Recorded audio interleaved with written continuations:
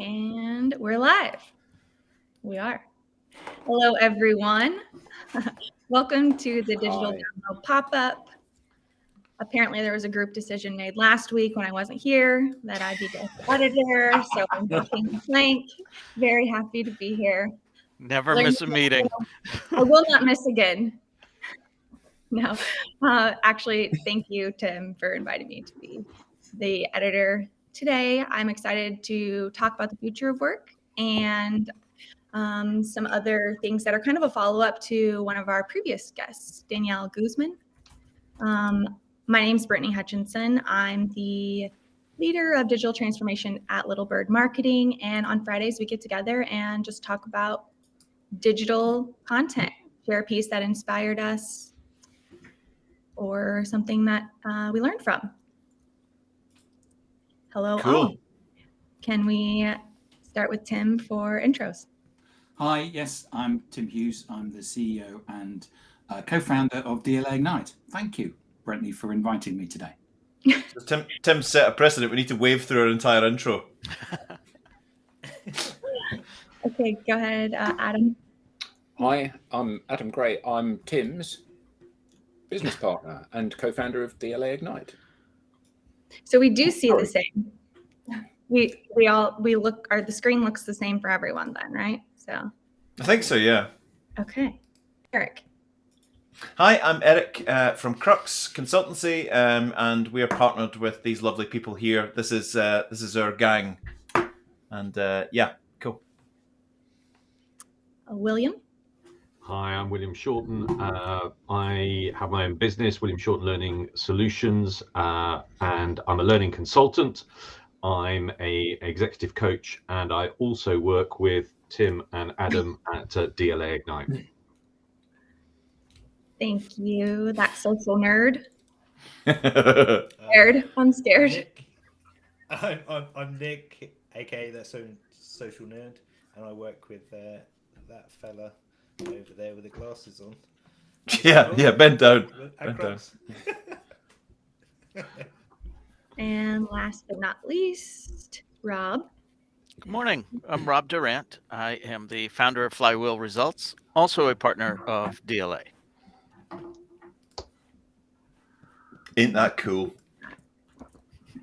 This is cool. Exciting stuff. We have a surprise guest coming on too. Surprise. His name's Chris Nichols, and nice. I will wait to say a little bit more about him, but he should be on. When do you want me to bring Chris on, Brent? 8:15. I think he might. I mean, he might pop in early. Okay, he is actually. He's in the green room, so we can keep him. I don't mind. I mean, we can go ahead and invite him in. Shall we? He's smiling away. Not? He's smiling away there. Shall we invite him in? Come on in, Chris. Hello, Chris. Hi, Chris. Nice to meet you. Hey. Hello. That poor guy, poor Chris was like, I've got 10 minutes to make a cup of coffee and chill out, get some toast, get maybe a muffin on the go, but no, boom, straight in. Yeah, I was going to make omelets, and Tim was like, "This is good." And so here I am. But what kind of omelet? Walk us through your omelet of choice.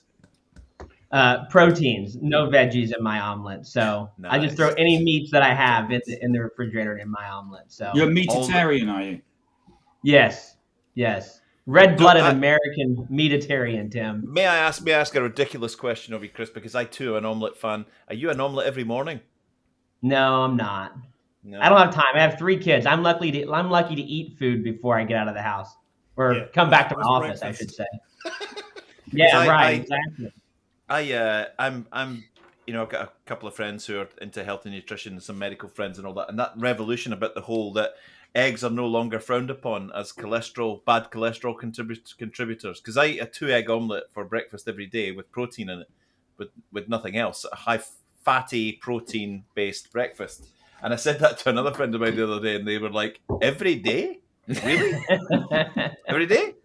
Yeah, every day." Eric, the way I see it, something's going to get you at some point. So just enjoy what you want. Exactly. Good to have you with us today. I'm glad to be here, guys. And Brentney. Yeah, so we just did introductions. I'll let you go ahead and introduce yourself if you'd like. Oh, I missed out on introductions. That's disappointing. So I'm Chris Nichols. I live in Nashville, Tennessee. I work in the talent acquisition and attraction and retention space. My role is to help organizations find solutions to what is currently the biggest problem and challenge that they have across their organization. And it's the last 2 years for the world of human resources has been honestly their golden age from the beginning stages of the COVID-19 crisis. And they were now being looked upon for answers at that time. And throughout the last 2 years, the problems have continued to center around human resources. And I say that really as two words, not as one, because people and talent are synonymous. And I think it's important that we remove the idea that we look at people as a commodity, and as we look at them for what they are. They have emotions and feelings and options. Commodities don't really have a lot of options, but people do. And that's new for a lot of organizations and a lot of leaders who really came up during a time period. If you look at the majority of senior leadership in organizations, the 80s and 90s and early 2000s, they didn't have to worry so much about a global economy and what that meant for their people. It meant a lot of great things for revenue creating opportunities, but when it came to people and what that meant, they were still very localized. And so that's the biggest challenge that organizations are facing today is how do we retain the talent that we have, find new talent, and what does that look like when we're competing against not those in our backyard, but those that are across the world. Here in the States, for the first time, we have software companies that are throughout the Midwest and the East Coast competing against San Francisco-based companies, and they're having a hard time because they're used to paying twice as much for that talent in San Francisco than they are in, say, Atlanta, Georgia. So that's a little bit about who I am, where I'm from, and what I do. I don't know what the rest of the introductions look like, but I hope I. No, I just wanted to, on behalf of the team here, or 50% of the team, congratulate you on your styling today. Your look, you've just got it spot on. I told Brentney I was super excited to join a team of bald guys in glasses. So, well, it's funny you should say that because before we went live, we had a lovely surprise from Brentney. We might be about to get again. Being different is good. I didn't get the invite, guys. I've got one of those. I could have gone and got that. Can anyone else just hear faint bits of like Moby in the distance? It's like a really crap game of Guess Who. Guess Who? All of them. Any one of them. It's when Nick said I work with the one with glasses on. Yeah, so Chris is also, excuse me, the host of the Talent Tide podcast. So I'm not sure if you can tell by the length of his introduction in comparison to ours, but he is very good at going into depth. We've had a lot of very lengthy conversations. Usually our conversations go twice as long as what we plan for them to. And a lot of it is around the future of work and kind of just like where we're headed in the digital space. And now there's kind of a third part that I was wanting to bring in this week, and that is employee experience. Like 90%, I think it was, like 90% of employers have listed that as one of their top priorities, improving employee experience in 2022. And I love that shift as a collective. I love that we are recognizing that, and like our view of workplace culture is kind of changing. But in my opinion, the problem is that like 90% of those companies were built on the foundation of processes and pre-pandemic thinking, which we talk about the pre-pandemic thinking as it applies to digital transformation all the time. And to get where you want to go now, like the two just don't combine. So I'm kind of curious, like what your guys' thoughts are, or how you see that working. Even if these companies want to be a great place to work, if their operations and their culture don't support that, then are they just paying lip service to employee experience? Is this something that we're just going to hear as kind of trendy for the next year? What do you guys think? I think one of the challenges is if you survey 1,000 of your employees as to what a great workplace environment will look like, you'll get 1,200 different responses.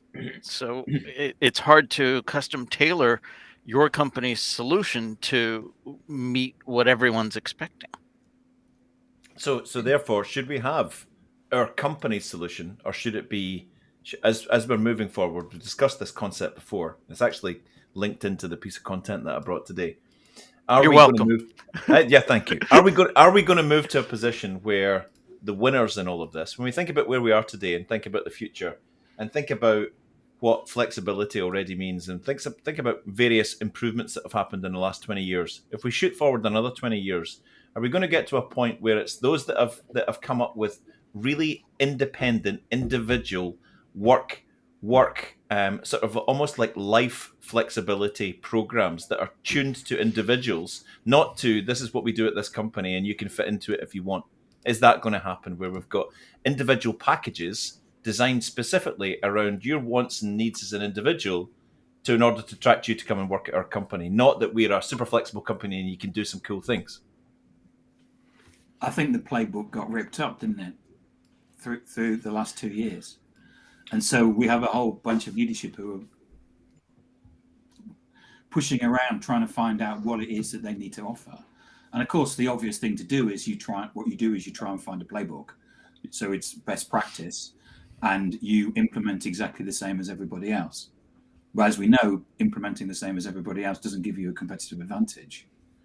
So I think at the moment the whole thing's up in the air and people don't know what to implement.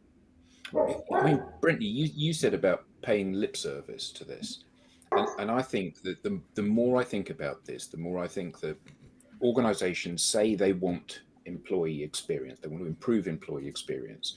They say they want to recruit the best people and they're going to provide them with the most flexible packages and working environment that they possibly can. And they take on board things like employees that do have to go into the office. They want nice, comfortable breakout areas, and they want boutique coffee bars, and they want all of this stuff, which is a lifestyle decisions and changes that the organization has to make. And I think the organization is, in my experience, very up for that at a theoretical level until they realize that that's then space that costs money, that isn't yielding a revenue for the organization. And I think that we've got a polarization happening where existing organizations that have a long history, they have old people running them. I don't mean old people, but people that have been in the workforce for 20, 30, 40 years running them, that have worked their way up within that kind of corporate structure. They have a very set belief system on how this sort of stuff works. And those organizations will find it extremely difficult to change. And then you've got a whole host of startups, and some of them are now startups that have been going for 20 years, but startups where it's all about making the people feel that they're part of a family. And obviously they get value from that because people commit so much more and are in love with it. So I do think that there's this split happening. And I think we're going to see lots of big companies fail because they simply cannot transform to make the workforce that they need want to come and work for them. And young, funky startups that have a real purpose and a mission and are changing the world will find it very easy. And a slide that takes you from level 1 to the ground floor with beanbags. Indeed. I mean, part of what you're talking about there, Adam, it for me is really interesting because you've got these layers of management. You've got people on a kind of conveyor belt as they kind of get promoted, and there comes a point where it's like turkeys voting for Christmas, because you've had people who've been brought up in a particular culture and a particular way, and they have seen that certain values or behaviors equate to success in that organization. And therefore they've groomed themselves and they have prepared themselves to go on that conveyor belt. And then suddenly for that group, which are 1 or 2 layers below the top layer, suddenly to say, all those things that you worked on for the last 20 or 30 years is rubbish because we're not going to do that anymore. there's quite kind of traumatic impact for quite a high number of middle to senior managers, and for them to go through that kind of change process and to think differently and to think, okay, well, actually, I have to put the long-term interests of my business at the forefront rather than my own personal interests. It's an easy thing to say, but I think obviously much harder for it actually people to do it and make it happen. I think there's a lot I of. hope this is being recorded, Brentney. I want to come back to listen to all of these thoughts over again. And sorry for speaking over you. There's so much to unpack here, but the best thing that I've heard so far is that none of you have actually mentioned pay, which I think is fantastic. Because the first thing that companies always do whenever they're having a problem with retention or employee engagement is say, well, it's a pay problem. We're losing people because of pay. Right, and so yes, LinkedIn, their news feed published an article that millennials want perks over pay, and I as a millennial myself, I completely respond to that because I'll be honest, what good is their pay if I never have time to do anything with it? We live in such an environment now where I think millennials value their freedom and their opportunities to go do things. I think so many millennials grew up in a time period whenever they were told that they had to go do all of these things like incur debt to get college educations, and that in order to be anything, you had to be X, Y, and Z. And the reality of that is that we have now learned that what our parents thought was going to be successful for us is not actually the case. And we saw what they had to go through. I saw my dad as a truck driver. He could only be home a couple of nights a week, right? Like he couldn't be at my athletic events. He couldn't be at my school events. And so I think as millennials enter parenthood as well, we're seeing a shift. They want to be with their families. They want to be around their kids. Another example, I think an organization that we all know as one of the largest organizations in the world, we assume that they have a great workplace culture and that they're flexible. But earlier this week, I asked a question on LinkedIn. I did a poll question because what better way to get engagement on LinkedIn than a poll question, right? But it was interesting to me because I thought that more domestic organizations were going to train conflict. And I asked how or if you thought it was going to affect your business. And it was a complete 50-50 poll. There was no rhyme or reason as to why anyone chose either side. There were healthcare companies that said yes, and then there were healthcare companies that said no, which I thought was fascinating as well. But one individual said no. I said he worked for a very large organization, everything from A to Z. He had let me know that he had just left that organization because they pushed him to nights. This is a guy that's probably not even a millennial. Job with nothing else in line, because for 4 months they asked him to work nights and he just said, I'm not doing that. And I don't really care that I don't have anything in line because I want to be with my family and I don't like working nights and I'll figure it out from here. He now wants to work from home and he took a demotion, honestly. Operations manager. Now he's like, I'll be an engineering guy again if I can work from home. Yeah, it's the way that it's amazing how things have changed. Sorry, Will.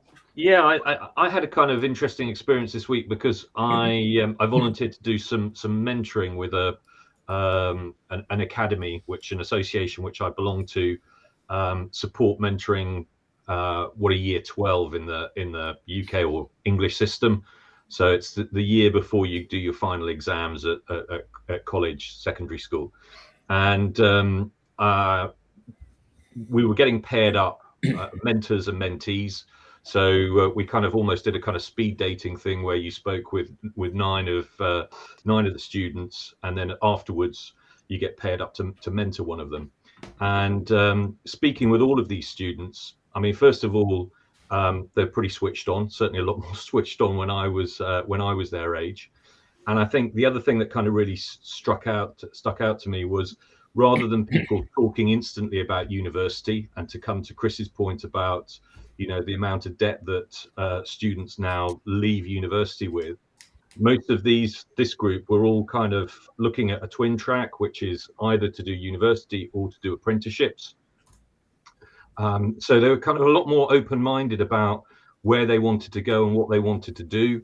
They were also looking at a lot of them had outside jobs already, and they were very open-minded in terms of, we're going to do these, we're going to experience different things, and then that's going to help us and inform us in some of our choices that we've got to come with. So this is even kind of a younger age than the millennials, and I think you've got that shift coming as you talked about, where people coming into the workforce, they're not just interested in getting on that conveyor belt and following the same life that they've seen their parents and probably their grandparents go through. Yes, it's something you've just touched on there, Will. There's a really good TED talk, one of my favourites, in fact, by Sir Ken Robinson. I'm gonna quiet Nick. Creativity. You'll have to shout. You're very quiet. Yeah. Yeah, you need to shout, mate. Okay. 1 second. Let me just check my mic settings. So it's called The Schools Kill Creativity. People out here. And it's, let me just turn this up. Is that better? Ooh, yeah. Lovely. Yep, there we go. Good stuff. He basically says that we're training kids for jobs that don't even exist yet. And I remember going to see a TED talk last year or a few years ago, and there was a guy there that used to work in the music industry, and he was saying that there's a shift happening in university education that's similar to what happened in the music industry in the 90s with the advent of streaming. The value of university courses are going right down and the price is going up. There's going to be an explosion at some point.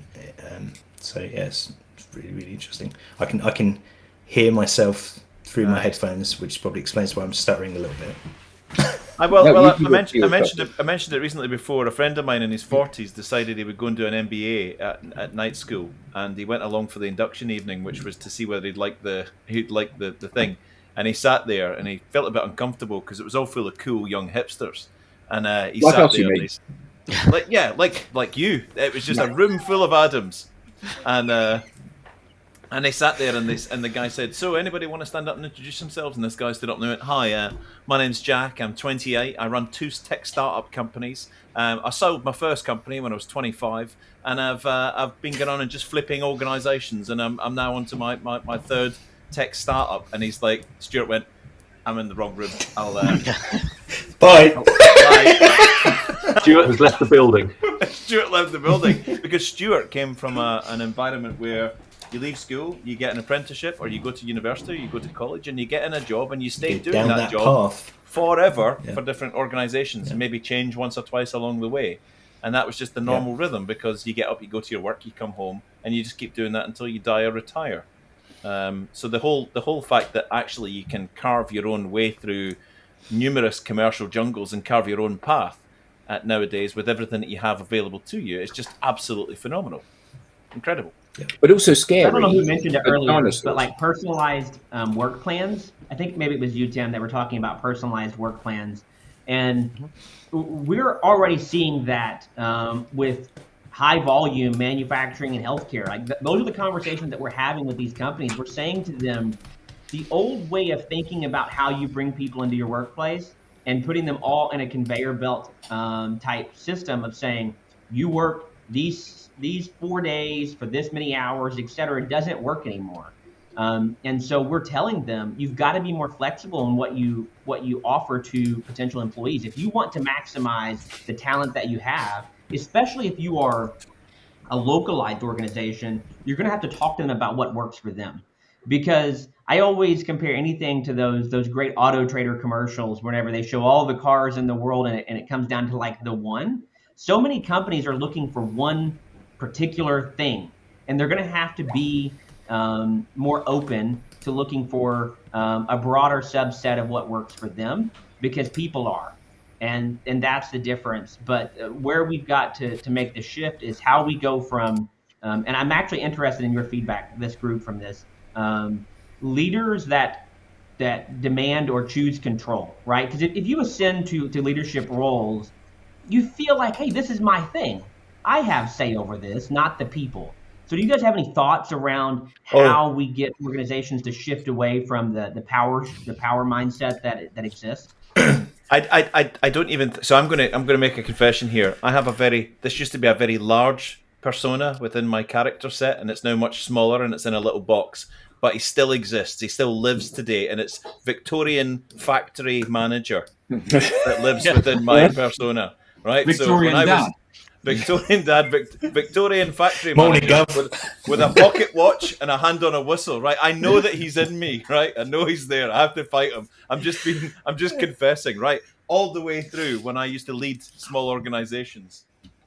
Everybody in this office at 8 o'clock, everybody leaves at 5. Why are you leaving at 1:45? So that was built into my corporate DNA, right? And I went to work for an organization once, much larger organization, and I had quite a senior role. And I was sitting chatting to one of my colleagues in the early days, and I said, right, we can go over that tomorrow. And she said, no, I can't. I'm sorry, I'm on a flexi day tomorrow. And I was like, what? I got a twitch and a bit of blood ran out my eye, like Le Chiffre in the Casino Royale. I was like, a flexi day? What? She said, yeah, I've accrued up some hours, so I'm taking tomorrow off. And I was like, but we've got plans to make and stuff to do. And she went, which we'll do on Monday. Bye. And left. This whole flexi, I had to sit with the director of HR fanning me with ice water on my forehead, explaining that the staff will come and go as they please. It's their call, not yours. And I'm like, but we've got projects to deliver. We've got projects to deliver. And they're like, yeah, and they'll be delivered because they're actually doing the same amount. To get me used to that was a long exposure, and getting to see the fact that people used to come in with a little bit more of a skip in their stride, looked forward to those flexi days, and actually then getting behind that as a leader and saying, right, how do we do more of this kind of stuff? Because you guys, we're still delivering. We're delivering well, and there seems to be a little air of, there's smiles, and there's happiness, and there's high fives, and there's laughter and banter in this team. And maybe a bit of that is to do with And it's your job, Eric, to get rid of that. You're going to beat it out of them. Squeeze it. I actually was taken into a corner by my boss, who said, that question you just put to HR, the question, now I know you're just in the door here, but when you said, is there any chance we can take my team, I'm just spitballing here, any chance we can take my team out of the flexi scheme? And they were like, no, time out. Come here. We can take one person out. Exactly. Just to let you know, I'm just being honest. I know that person, that old Victorian factory manager, lives within me, but it's much smaller, and he doesn't scream quite so loudly as he used to. But he's still there, and he's in a lot of peers and a lot of colleagues of mine. He's still that little person. He still lives there. It's easy. I'm just going to restart my stream, guys, to get rid of this echo problem. Yeah, I'll be back in 2 seconds. The echo problem. No, it's very easy to do. I'm starting to have more empathy for the older generation, us coming in, and I see this happening now with myself as they're coming up into the workforce, and I'm seeing different mannerisms and things, and I catch myself. This was probably last week. I don't know, I went to Tanner or something, and I was like, okay, thank you. And the girl goes, yep, see you later. And I was like, that was kind of weird. That was a weird way to send someone off. And then I stopped by another store, and I was like, okay, thank you. When she gave me my card back, I was like, okay, thank you. I say thank you anyway, but she goes, yep. And I was like, do we not? I started feeling myself judging them by the way they were. And I was driving home. I was like, I'm turning into my mother. I'm getting older. I'm excuse me, young man, where are your manners? But Brentney, when you said, because these older people, every one of us just went, oh God. I didn't. No, I was. every one of us rubbed a sore joint. Yeah. I think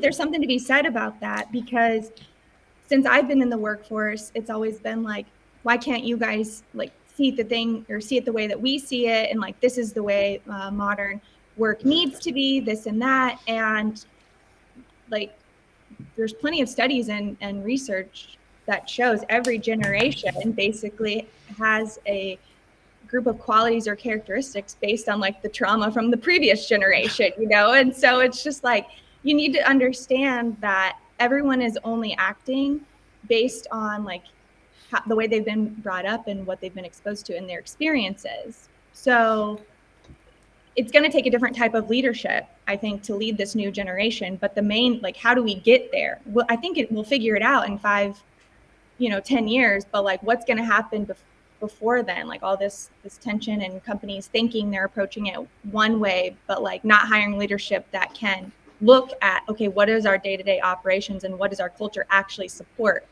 Is it like employee experience? The best companies have a culture of evolution, right? Like constantly evolving. And I think that's the key function, right? Like where we are in 5 to 10 years, who knows?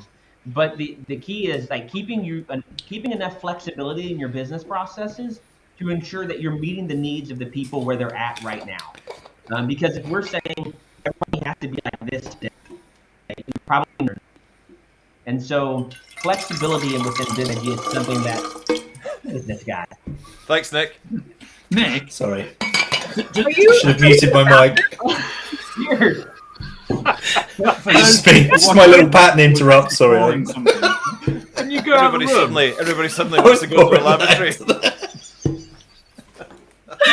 I should have muted my mic. I'm really sorry about that. Listen to this back. It's hilarious. It's hilarious. Go on, Chris. You were rudely interrupted. Sorry. I'm sorry. No, that's gonna have to like that needs to be like a GIF or something at some point in the future. An audio. I think he's taking a piss. That like. That was something from Seinfeld. It was the loudest. It was honestly like we had a microphone in a urinal in a. It was like airplane. I suddenly need to go to the loo, says Richard. Don't start me laughing because I won't stop. So, Haley says throw him out. I've got an idea. In short, business strategy, flexibility. That's it. I've got an idea for a funny skit, but it actually might not be as funny or as far from the truth as I'm thinking. Where there's a person sitting in a room, and there's a bunch of corporate people standing outside in a queue, waiting to go in and be interviewed. As to, why should I work for your organisation? Are we anywhere close to that? People are.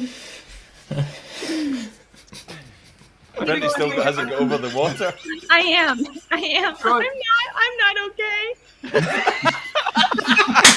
It's okay to be not okay, Brentney. Don't worry. Do it again, Nick. Dear. I'm going to try and take this back on track. Yes. There's a couple of William, rescue.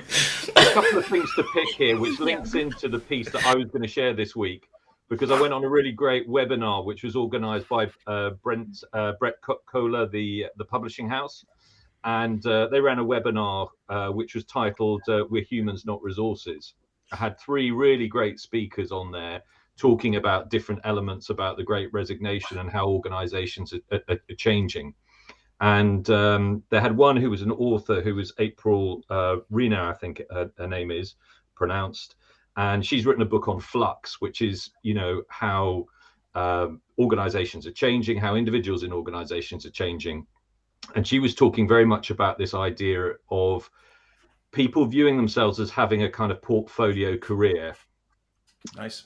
So they've got these kind of different elements. And I just love the way she kind of explained it, because, I think there is a mindset that organizations need to change. And at the same time, we need to encourage employees to think about themselves differently, about the skill sets that they're bringing.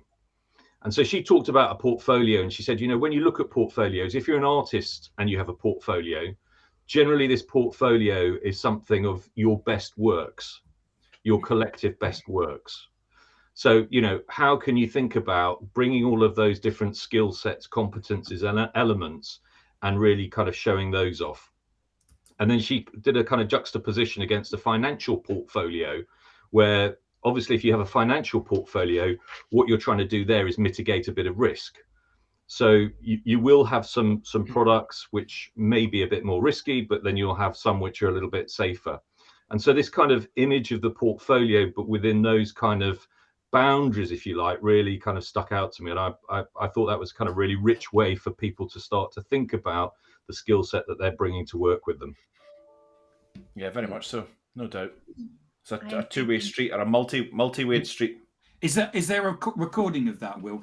Can people go back and rewatch? I've got sent a recording of it because I participated, or I was there. I'll see if I can forward that to you, or if not, I'll see if I can speak to the organizer and somehow get a recording to you. Okay. I'll have a jelly bean now. I think I'm banned from next week's show by the time. It'd be really funny if you just picked up a trombone and just blasted it right into your mic. Sorry, guys. I was just cleaning my trombone there. Oh my gosh. Yeah, so I think it's the applicant tracking systems and the way that people are getting their foot in to even be considered. Well, of course, we know it's more about like networking and relationship building, and we're getting away from resumes, thankfully. But I think it's employees making the decision, or the collective making the decision to showcase what they truly are good at. And like, to your point, bring their skills and build it ahead of time, as opposed to building it in response to the job description, because they know if they don't use all of those words and speak to all of those points, they won't even get a chance. They won't even be considered. So it's kind of you look at how much richer That's a good point. A person's profile is compared to a resume or a CV. How much more a three-dimensional picture you can build up from someone based on their personal brand compared to I still can't believe in this day and age if they've done it properly, correct. But I still can't believe that we're using resumes and CVs it baffles me. But it's a volume. Nick, the only thing worse than somebody's CV is their LinkedIn profile. 95% of the people don't know how to build a LinkedIn profile with any value at all. That's a really good point, isn't it? Because, you know, the LinkedIn profile not only talks about where you've been and what you've done, it demonstrates who you are. I'm a really sociable person, says the person with 75 connections that never posts anything or engages with anybody. Well, clearly you're not that sociable a person, evidenced by your behavior. So it is an incredibly powerful tool from that perspective. I always love it when you've got people who are connecting with you to sell you LinkedIn training courses, and you see they've done 3 posts in the last 6 months. So two connections. I love it particularly when somebody is connecting with me to sell me a LinkedIn training course. You haven't really spent much time on my profile, have you? So sorry, Brentney, I don't want to distract, but Adam got a LinkedIn connection request today that says, "I'll sell anything." What was it? I'm selling anything. I'm selling anything. And I think he deliberately or mistakenly missed out. I'm not selling anything. I'm selling anything. Enterprising in person.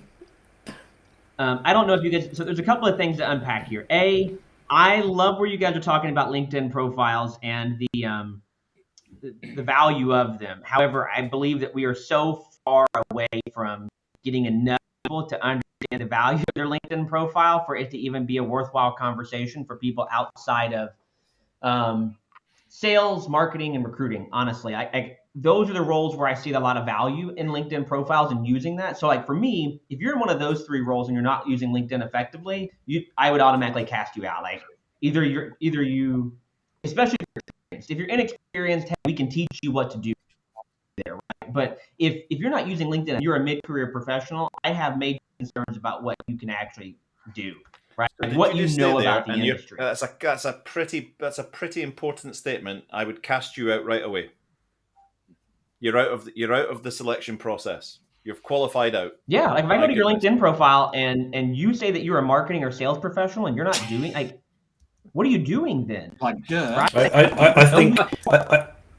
I think we will get to the point where someone's follower count is a relevant touch point for how employable they are within 3 to 4 years. That's true. I hate that though, because I do feel that follower counts are Well, they can be skewed. I don't like, but they can be skewed, right? Like the content of the quality of your content to me is far more important than the size of your following, because you may or may not have had the ability to control, but I can control my content and the quality of it, right? So, you know, we've all had algorithm at some point for much greater reach and followers. I have a friend of mine in the recruiting industry. He had one post about Zoom meetings in the COVID crisis, and he gained 8,000 new followers on LinkedIn and 10,000 on Twitter just from one post. And it's like, well, one viral post got him X amount that now you go look at his profile and you see, oh, he has 15,000. Well,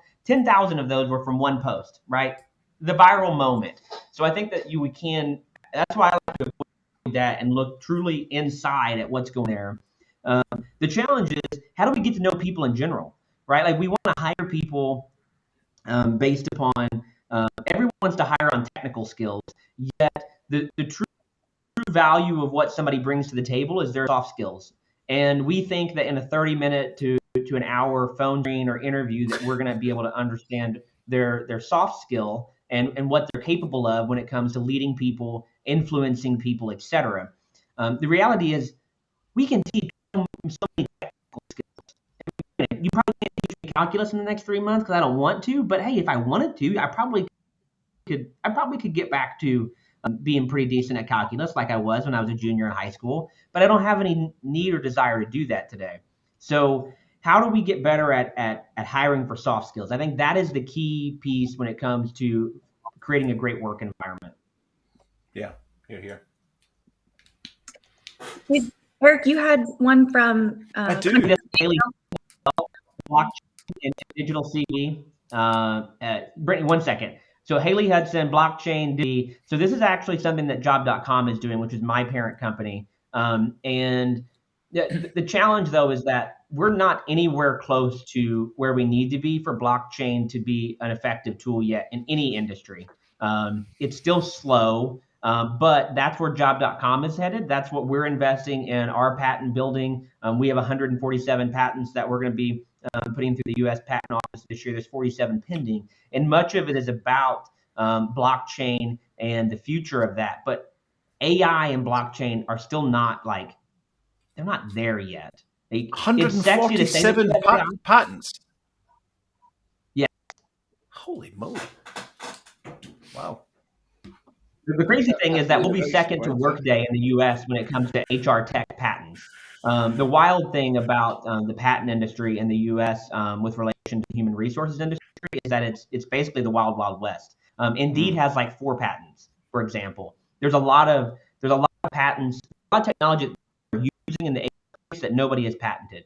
So I'm telling you secretly that we're patenting those now. Cool. But blockchain is coming, but I have a hard time seeing it in the immediate future, right? 5-10 years. I just don't think that we're there. We can't even get aligned on LinkedIn, right? LinkedIn's been around for the last 12 years and everybody knows what that is.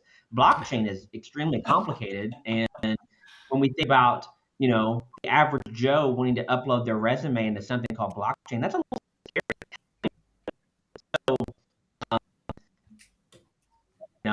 who has access to my information? I don't know. I mean, there's a lot of uncertainty there with technology and how we do things. At the end of the day, it's about people and the relationships that you have with people, because more often than not, when you get hired for a job, it's because you know somebody anyway.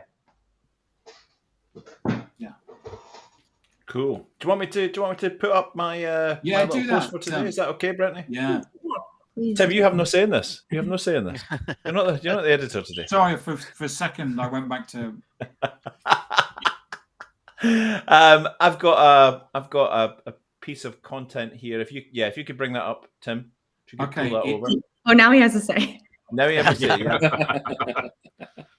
Yeah. So this is from a friend of the show, Danielle Guzman, head of social media for Mercer.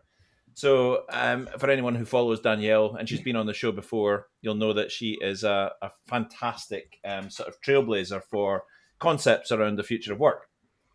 So she put out this post the other day which has a fairly long screed of text attached to it, which you can't read, which I'm going to read out for you.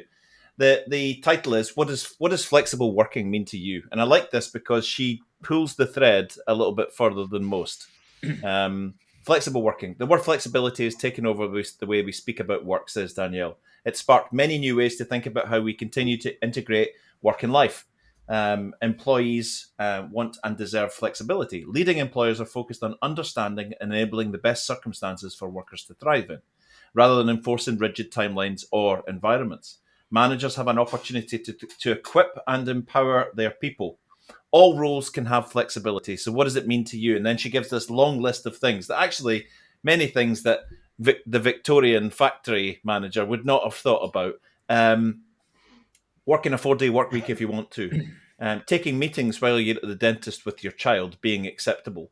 An opportunity to choose one's shifts. Flexible arrival and departure times. Part-time working from home. Flexible scheduling. A feeling of personal control over your schedule and work commitments and environments. Choosing to have your video on and off is okay. Opportunity for sabbaticals or career breaks. Weekend swap days. Flexibility in how you complete your work. Freedom with an exclamation point. Flexible treatment of employees. Wear what you want. Work from home. Hybrid or anywhere. Employee autonomy. And she finishes by saying, define it, communicate it, own it. How do you define your flexibility at work? And then she ends with the opening slide, which is her saying, this is me on a flexible workday, enjoying having a bit of fun in the park. So the reason I put this part up is because I went back and I said, I love this, but the flexibility thing is in my mind causing problems because it's too loosey-goosey. Hey, we're flexible here. You can do what you want. And I went back to that. I think flexibility is a start, but we need to move to a designed-in lifestyle pairing, which properly assesses an individual's needs and wants and desires with the role that's being advertised. And we got into a nice bit of debate about that because if Danielle is anything on this platform, she is a brilliant debater and communicator. But I thought that was a lovely way for a leader. I mean, she's the head of social media, right? So she's in there wading into this whole world about creating new working environments where people feel that they owned that decision to do that. And that's pretty cool, I think. Well done, Danielle. The only thing I disagree with is having your video off during a conference call, because that's tough, man. I did a call the other day when everybody had their video off, and I felt like I was in a weird, echo chamber, right? Like a bunch of black screens around me, and I don't know. I don't even know how to do a phone call, I guess, anymore. But I think that if you're going to be remote and flexible, I think there is something valuable to having people's faces and interacting with them in real time. I think we get more accomplished that way. I can remember when we used to do phone conference calls, those were terrible. People's facial things of that nature. But other than that, I agree with a lot. You know who this is that's talking? This is your little companies say. This is your little Victorian factory manager talking. It's my little Victorian guy. Get them to put their video on. The key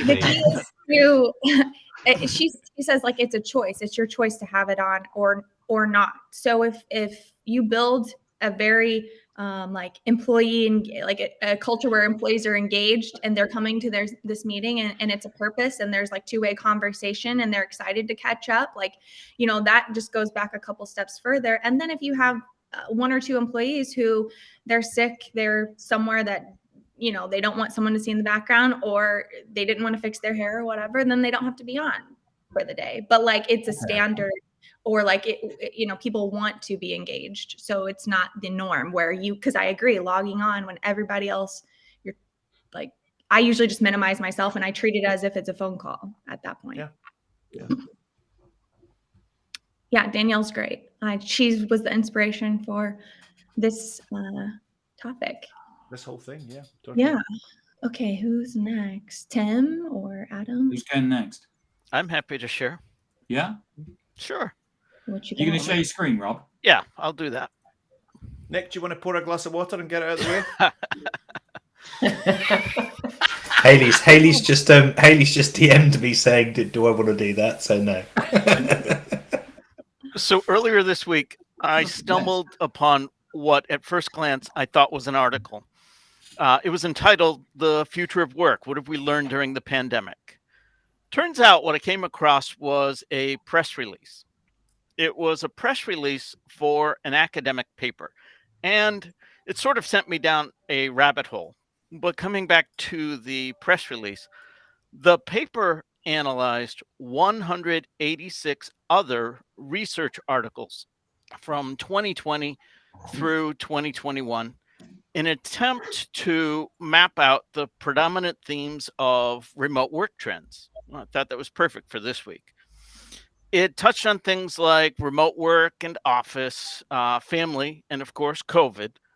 But it turns out the three predominant themes identified were job satisfaction, flexible work, and stress. That sparked two thoughts for me. First, the issues around the quote, end quote, future of work seem to be no different from the issues of present work or the history of work. And second, if the issues really do center around job satisfaction, flexible work, and stress, maybe we should stop calling it the Great Resignation and start referring to it as the era of ennui. Mr. DJ, please cue up Todd Rundgren's Bang the Drum All Day. As you were talking about that, Rob, I was thinking to myself, further to Eric's comment about Danielle writing, it's okay to have your video on or off, and linking that back to stress. I think that one of the challenges that we face is that in a more human, touchy-feely, thoughtful working environment, we focus on your needs, or you focus on your needs as an individual. So my needs as an individual are, I'm stressed when the video's on, so I'm going to turn the video off. And Tim feels the same way, and Eric feels the same way, and Rob feels the same way, and Chris feels the same way, and then eventually that just leaves Brentney, who is now stressed because we've all turned the videos off. And I think that one of the things about the old structure, Eric and his Victorian thing, is that everybody's very clear about what, thanks, Eric. Everybody's very clear about what their obligations are as well as their rights. And I think that there is a line to be walked here, isn't there? So what I'm going to do is I'm going to have a really flexible working environment. I'm going to work at the times that suit me because it's contingent on my employer to set me up in that manner. But that ultimately can have an impact on my ability to engage with other people that work in the company and with clients as well. So there does need to be a degree of balance in this, doesn't there? 100%. Absolutely. Let's just take a moment to rise to the challenge put to us by our friend and to Tom.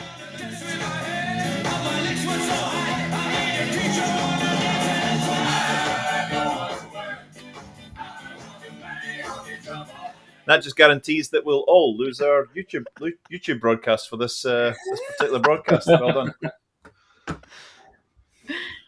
Yes. Okay. That was great, Rob. I think there's a link in there as well with what Adam was just saying, because I think Chris talked about earlier about the kind of concepts of leadership and, what leadership is. And to hark back to what Eric was saying, is it the Victorian factory owner who's out there kind of, whipping the workers and driving people forward like that. And it's an understanding of leadership that actually, I think leadership, the real elements of leadership is actually knowing when to let go and when to hand on responsibility and encourage others to take the lead, because you can't always be at the front taking the lead. Leadership sometimes is about going back and seeing what's happening with the guys at the rear who are kind of stragglers and need some help and support and kind of bringing people forward. And I think then taking it on to how you react in certain moments. I think the key part to that is around the emotional intelligence that people are bringing into work. And for me, already, that's what a lot of research and a lot of commentators have said about leadership. Emotional intelligence is really one of the key elements to it, of recognizing those moments. And I think if we look at the trauma that's gone in the last kind of couple of years, it's actually for organizations, and especially the leaders in those organizations, to stand back and to try to take an honest look at actually what's going on.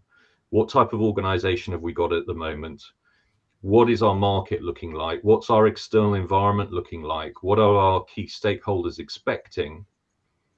And then having that honest conversation to say, those things that we did in the past, you know what, they're very close to our hearts, we're very comfortable with them, but we're going to have to change those in the future in order to survive and thrive. You kind of, when you were talking about how different the group was that you were mentoring, how just like their thoughts are so different and they're seeing things differently. Like in the past, it made sense to lead by proximity, and to people were coming in just to collect a paycheck. And they were just like working these kind of mundane jobs that didn't really have any connection or meaning to them.